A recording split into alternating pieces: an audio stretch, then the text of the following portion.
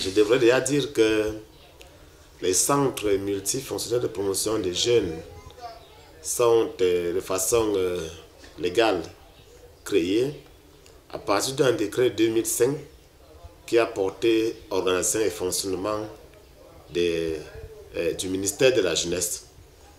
Il faudrait également dire que ces centres naissent un peu des cendres de ce qu'on avait appelé à l'époque les centres de jeunesse et d'animation. Bon, il faudrait également noter que la litanie qui a abouti à centre de jeunesse et d'animation a connu plusieurs autres dénominations. Alors, le centre multifonctionnel de promotion des jeunes, dans son acception actuelle, est une structure qui a été pensée, qui a été redéfinie. C'est une structure qui a pour mission l'accompagnement, l'encadrement de la jeunesse en vue de son épanouissement. Et comme je l'ai dit, ces centres ont été créés à l'occasion de la mise en place du ministère de la Jeunesse. Donc, ils répondaient de façon exclusive à une mission, à un besoin d'opérationnalité de ce qu'on appelle le MIJEN. Aujourd'hui, avec le ministère de la Jeunesse et de l'Éducation civique, les centres ne sont plus seulement là pour l'épanouissement de la jeunesse, ils sont aussi là pour l'encadrement, pour l'accompagnement des populations adultes, l'ensemble des catégories de la population sur des questions d'intégration nationale et d'éducation civique.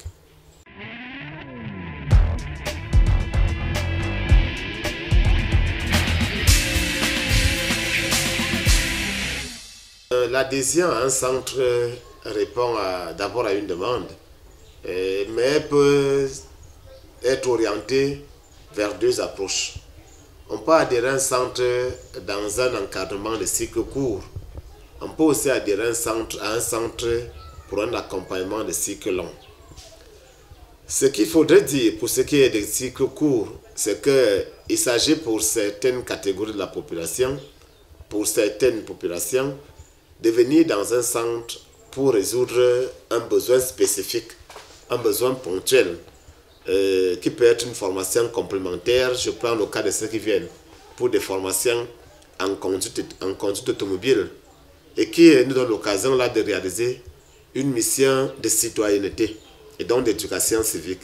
Et là, c'est des adultes qui viennent vers nous, qui séjournent au centre pendant, on pourrait dire comme ça, 2 à 3 mois, le temps pour eux de faire leur formation et puis de rentrer, utiliser le parchemin qu'ils vont obtenir à la fin de la formation.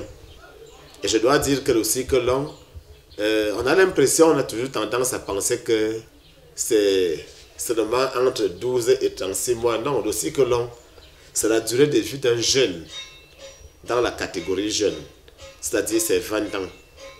C'est à partir du moment où vous êtes déjà jeune, à 15 ans, vous devez être affilié à un centre multifonctionnel de promotion des jeunes qui vous prend en incubation, qui vous accompagne, qui construit pour vous un projet professionnel, un projet d'insertion sociale et professionnelle.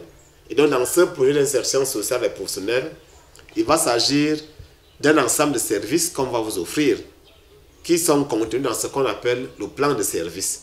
Et donc ces plans de service répondent à des besoins spécifiques qui contribuent a construit l'homme pendant son séjour dans la catégorie jeune, qui est, comme je l'ai dit, un séjour de 20 ans, parce que c'est de 15 à 35 ans. Les conditions dépendent des partenaires que nous avons. Les conditions dépendent aussi des opportunités qui peuvent nous être offertes. C'est-à-dire que pour ce qui est du CMPJ de référence de Yaoundé, par exemple, il nous est demandé de recueillir chez le jeune, au-delà de son dossier, 10 000 francs pour son inscription et 75 000 francs pour sa formation. Il faudrait noter que les 10 000, une partie est reversée dans les comptes de l'État, mais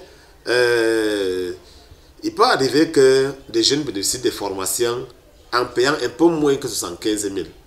C'est le cas des formations en conduite automobile à Madagascar, où vous avez un partenaire qui dit, ok, les questions techniques, les questions de formation technique, moi je vais vous les faire, mais à un moindre coût. À un moindre coût. Et du coup, ça se répercute sur les frais de formation. Il peut aussi arriver qu'il y ait un partenaire qui fasse des formations, par exemple, en massothérapie. Des questions de massothérapie, des formations en massothérapie, ça peut être un peu plus cher. Alors, le jeune va aussi payer un peu plus cher. Quand je dis cher, l'État va se battre pour que le jeune ait toujours une réduction qui soit suffisamment motivante pour lui. Des formations pour ceux qui vont dans les métiers, nous avons un partenaire, Goldfield. Pour ceux qui font des formations dans les métiers du pétrole, des mines, au lieu de payer 1 500 000, 1 million comme ça se fait partout ailleurs, le jeune qui est inscrit dans un CMPJ, qui est adhérent, qui est détenteur de la carte jeune biométrique, aura payé juste son inscription et en plus seulement 300 000 francs ou 400 000 maximum pour achever son année de formation, sa première année de formation dans les métiers du pétrole et des mines. Donc je crois que demander comme ça combien ça coûte dans un CMPJ la formation, c'est comme c'était standard. Mais ce qu'il faut comprendre, c'est que les coûts de formation dans les CMPJ sont en fonction des ambitions et des aspirations des jeunes. Ils sont également en fonction des partenaires que nous avons. Et de plus en plus avec la carte jeune biométrique, on a un ensemble d'acteurs qui permettent aux jeunes inscrits dans les CMPJ de bénéficier de beaucoup d'avantages et donc des réductions sur le plan de coût de leur séjour dans les CMPJ.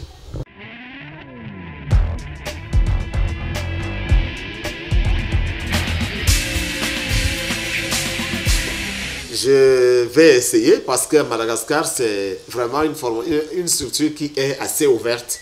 Nous formons beaucoup plus en fonction des aspirations des jeunes. Ce qui veut dire que nous avons dans un premier temps, nous-mêmes en interne, un ensemble de filières, parmi lesquelles la restauration qu'on va devoir réouvrir, l'informatique.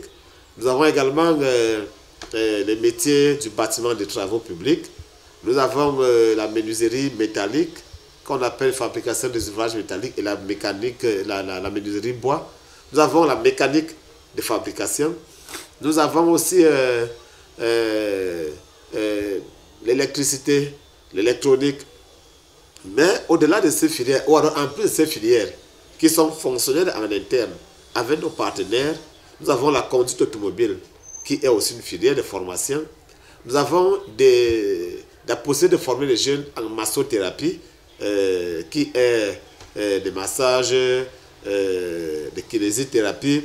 Nous avons également un partenaire qui nous permet de former les jeunes en audiovisuel avec le CEPAM et même dans le management des projets, dans les métiers de l'infographie, dans plusieurs autres métiers. Et nous avons nous-mêmes en interne un incubateur TIC qui permet aux jeunes de développer des applications, de faire plusieurs formations pour des séjours parfois limités, réduits dans le temps, mais aussi pour des séjours assez longs.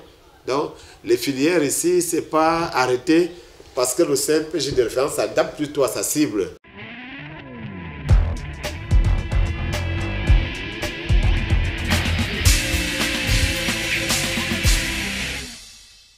Depuis, si je prends les 3 dernières années, c'est-à-dire l'année 2017, 2018, 2019, 2020, nous sommes à peu près à 1700 jeunes que nous avons encadrés. Et parmi les 1700 jeunes que nous avons encadrés, nous avons un peu plus de 350 jeunes qui ont pu s'insérer.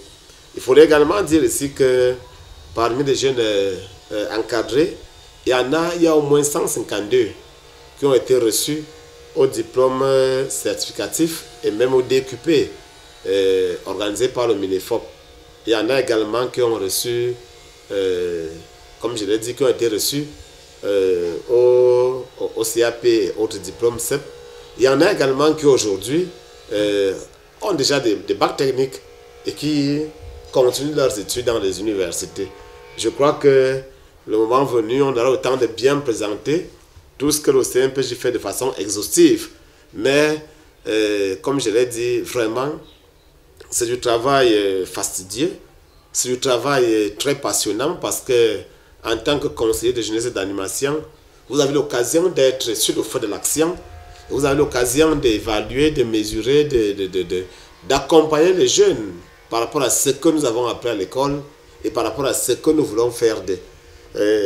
Il faudrait également dire que comme on n'a pas de jeunes, environ 1700 qui ont été formés, nous avons également, au-delà de ces jeunes formés dans les filières, nous avons également près de 425 personnes qui ont été admises au permis de conduire ici dans notre centre, parmi lesquels beaucoup de nos collaborateurs au ministère de la Jeunesse qui sont passés par ici, qui ont été formés à Madagascar et qui aujourd'hui ont des permis. Il y a également d'autres jeunes qui sont entrés dans l'armée, comme il y en a qui sont à la GP, à la police, et il y en a également qui sont recrutés régulièrement au niveau de la présidence de l'administration publique.